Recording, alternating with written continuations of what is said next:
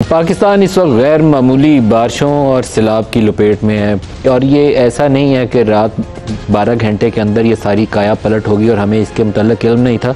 मैं पिछले 4 हफ्तों से तकरीबन मुसलसल हर प्रोग्राम के अंदर ये सवाल उठाता हूँ कि हमें ये जो दरियाओं के अंदर घर बन जाते हैं, जो ग्रीन एरियाज़ के ऊपर हम कब्ज़ा कर लेते हैं, जो हमने दरख्त काट काट के ज़मीनें कब्ज़ा कर ली हैं, सूबों को हमने इतने वसाइल दे दिए हैं कि वो हर कचरे के डब्बे के ऊपर अपनी तस्वीरें छाप लेते हैं और हर गली की नुक्कड़ के ऊपर उनकी एक चीफ मिनिस्टर की फ़ोटो छपी नज़र आती है। लेकिन हम उन सूबों के अवाम की फलाह और बहबूद के लिए और उनकी हिफाजत के लिए कुछ कर नहीं रहे। इसीलिए मैं NFC अवार्ड को रिव्यू करने को भी सपोर्ट करता हूँ, बड़ा स्ट्रॉन्गली सपोर्ट करता हूँ, क्योंकि उन वसाइल का सूबों के अंदर ज़िया किया जा रहा है। जो गैर मामूली बारिशें हैं वो अचानक नहीं हुई हैं। क्लाइमेट चेंज से ये पिछले 15-20 सालों में ये चौथा 5वां मौका है कि पाकिस्तान डूबने लगा है।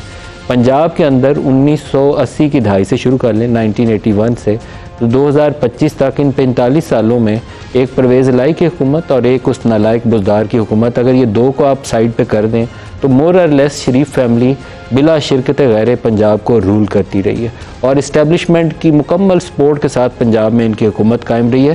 किसी ने इनको रोड़े अटकाए नहीं। और जब पंजाब में इनकी हुकूमत होती है, आम तौर पर मरकज़ में बड़े मियाँ साहब होते थे तो पंजाब में छोटे मियाँ साहब होते थे, या मरकज़ के अंदर जनरल ज़िया का दौर था तो पंजाब के अंदर नवाज़ शरीफ साहब थे। अब मरकज़ के अंदर चचा हैं तो पंजाब के अंदर भतीजी है। अगर आप सिंध में चले जाएं तो सिंध के अंदर भुट्टो ख़ानदान को भी यही फैसिलिटी हासिल है। वो बिला शिरकत गैरे वो मालिक हैं इस वक्त सिंध के, और जितने वसाइल हैं उनका एक नॉमिनी चीफ मिनिस्टर होता है जो कठपुतली से ज़्यादा उसका किरदार नहीं होता।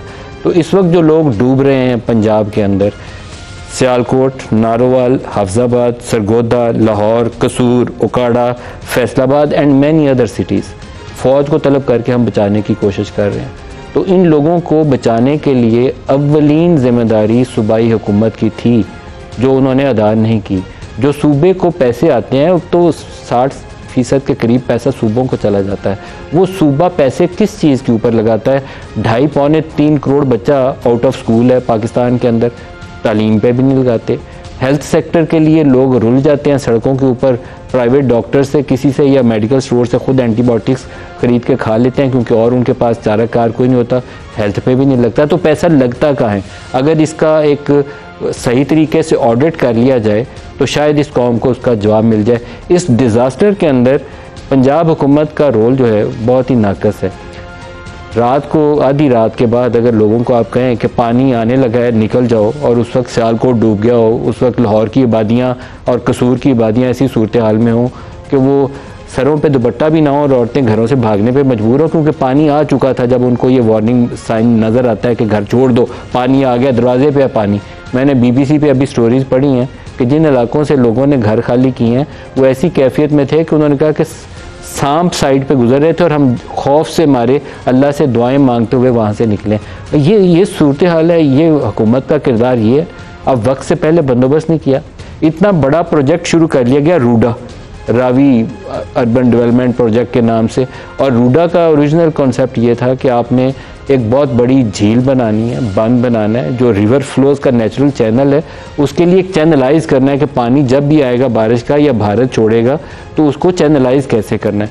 भारत की अपनी आबी जारियत मौजूद है, उसने बड़ा रेला छोड़ा है, चनाब के अंदर भी छोड़ा है, रावी के अंदर भी छोड़ा है, वो छोड़ेगा। खुद को डूबने से बचाने के लिए वो हमेशा ये काम करेगा। वो आपका दुश्मन है, दोस्त नहीं है आपका। उसने इंडस वाटर सिस्टम के तहत भी जो इतलात देनी थी वो भी नहीं दी, वो भी उसने जुल्म किया, ज़्यादती की, इंटरनेशनल लॉज की खिलाफ वर्जी की। लेकिन जो हमारा काम था हम ना करें तो उसका इल्ज़ाम दूसरे को दें। ग्रीन एरियाज़ हम प्रोटेक्ट ना करें, उसके ऊपर दरख्त काट काट के हम सोसाइटियाँ बना दें, जहाँ बन बनाने थे बन ना बनाएं, या मट्टी के बन बना दें जो पहले रेले के नतीजे में ही वो बन सारा मट्टी बहा के ले जाए और वो पानी सारा मट्टी बहा के ले जाए, और फिर हम एक्सियन और वो जो इरिगेशन का महकमा है उसको पैसे कमाने के लिए करोड़ों और अरबों रुपए के नए कॉन्ट्रैक्ट दे दें। तो ये कसूरवार हम हैं। अगर हम दरख्तों की कटाइयाँ कर दें, जो नेचुरल सरफेस के ऊपर अल्लाह ताला ने एक कुदरती सेंचुरीज़ के ओवर द सेंचुरीज़ एक डेवलप करता है वाटर चैनल्स, वो हिल टॉरेंट्स का भी रास्ता बनता है। बरसाती पानी आता है तो पहाड़ों से गुजर के किस रास्ते से गुजरेगा, और इसी तरीके से दरियाओं का पानी चाहे 20-30 साल बाद बारिश आए, समा के पानी से जो पिंडी में तबाही हुई, दो जो इर्द गिर्द डेवलपर थे बड़े, उन्होंने समा का वो रास्ता तंग किया, इर्द गिर्द प्लाजे बनाए, उससे तबाही हुई। अब रावी जो तबाही करेगा उसकी भी जिम्मेदार यही इंतज़ामिया और यही हुकूमत है, जिसका काम था कि वो उन एरियाज़ को प्रोटेक्ट करे। अगर कहीं पे कब्ज़ा है तो उस कब्ज़े को हटाए। अगर रिवर बेड के अंदर लोगों ने इंक्रोचमेंट्स करनी है तो उनको वक्त पे रिमूव किया जाए। आपका जो लोकल मशीनरी है, चीफ सेक्रेटरी से लेकर आपका पूरा जो डिपार्टमेंट बनाया जाता है सूबाई सतह पर, वो बनाया इसीलिए जाता है कि आपने सर्विस डिलीवरी करनी है, लोगों की ज़िंदगियों में आसानी पैदा करनी है। अव्वलीन रियासत की जिम्मेदारी यही है कि लोगों के जानो माल का तहफ़्फ़ुज़। तो जानो माल का तहफ़्फ़ुज़ अगर नहीं है, वही अगर कंप्रोमाइज़ हो रहा है, तो फिर तो आप अपनी ड्यूटी अदा करने से कासिर हैं और पंजाब हुकूमत मुकम्मल नाकाम है। और ये पानी आगे सिंध में जाना है तो अल्लाह खैर रखे। लास्ट टाइम जब सिंध में गया था तो उसके बाद जो कुछ हुआ था वो लोगों के लिए बहुत तरस भी आता है और अल्लाह ताला से हम माफ़ी भी मांगते हैं कि इस जगह पे बिठाया हुआ है। हमें शायद रोज़ाना ये भाषण जो आज मैं दे रहा हूँ, साल के 365 दिन यही भाषण देना चाहिए कि शायद किसी को खौफ खुदा आ जाए और वो यूं हाथ ला के तस्वीरें खिंचवा के साथ कैमरा टीम ले जा के, उससे लोग नहीं बचते, काम करना पड़ता है अमली तौर पर। इसके अलावा कोई तरीक़ाकार नहीं होता।